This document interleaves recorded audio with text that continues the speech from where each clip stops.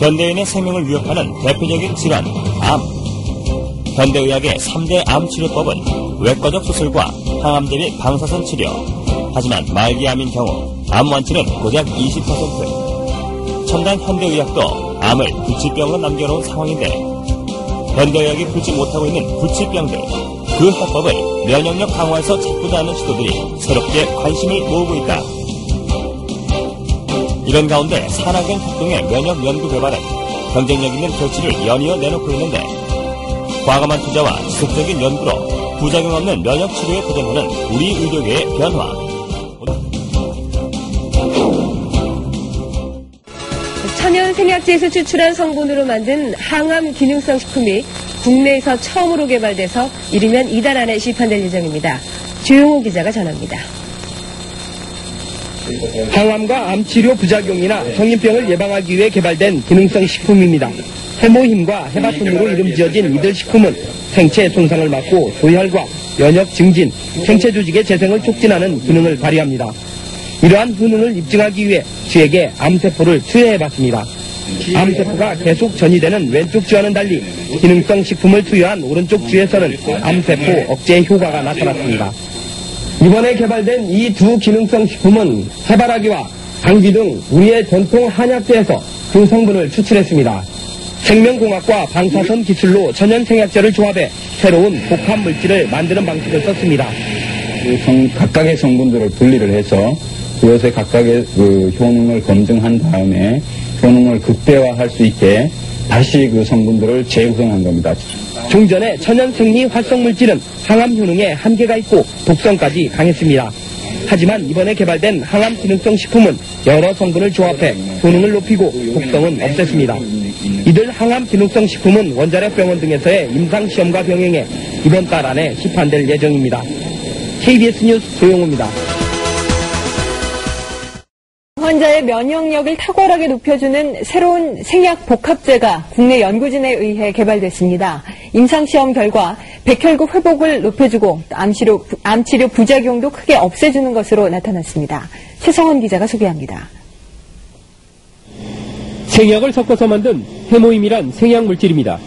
원자력 연구소는 천연 생약제 30여 종을 집중 분석한 끝에 당귀와 천궁, 백작약 등을 재합성해 이 생약물질을 만들었습니다.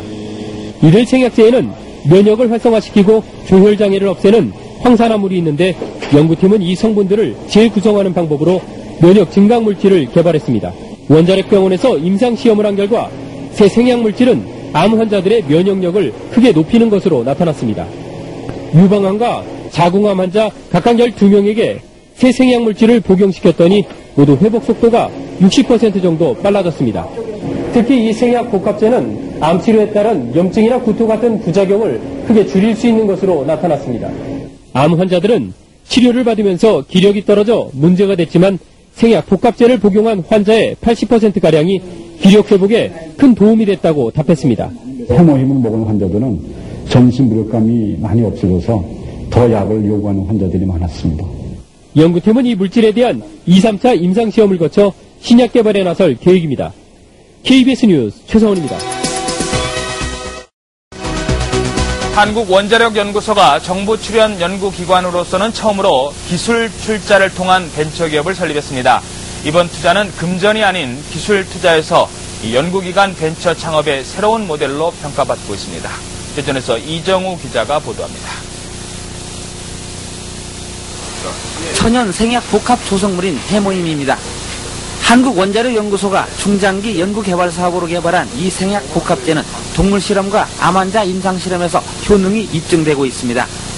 이 물질은 임상실험 결과 면역세포 회복 증진과 염증 등의 부작용 억제 효과가 뛰어나고 방사성 치료에 의한 암 발생 억제 효과도 60% 이상 높은 것으로 확인됐습니다. 암 환자 치료 시에 보조제로 활용할 수 있는 것뿐만 아니라 성인병이나 만성질환 환자들에서 면역 조절 기능 회복에 아주 잘 활용될 수 있을 거로 생각이 됩니다. 이 연구 성과물이 기술 출자 형태로 산업체에 이전돼 벤처기업으로 다시 태어났습니다. 이번 기술 출자는 한국원자력연구소가 직접 벤처기업에 공동으로 참여하는 방식으로 그동안의 단순한 기술 이전과는 다릅니다. 정부 출연 연구기관의 기술 출자로 탄생한 벤처기업의 공식 출범은 연구 성과물에 대한 새로운 장을 열고 있습니다. 정부 지원만을 받는 연구소에서 탈피해 연구 성과물의 상용화, 산업화를 통해 경쟁력을 강화하고 이익금을 환수해 연구기반 확충에도 도움을 줄 수 있다는 설명입니다. 연구자들이 더 용기를 가지고 더 좋은 연구 성과 내고 성과가 나오는 대로 민간에 이렇게 기술을 넘겨줘서 민간이 또 새로운 기업을 자꾸 창출하는 그런 아마 좋은 전기를 마련했다고 이렇게 봅니다. 기술투자 벤처기업은 금전 등 실물 자산이 아닌 특허와 실용신안 등 기술 투자로 이루어지기 때문에 연구기관 벤처 창업의 새로운 모델로 평가받고 있습니다. YTN 이정우입니다.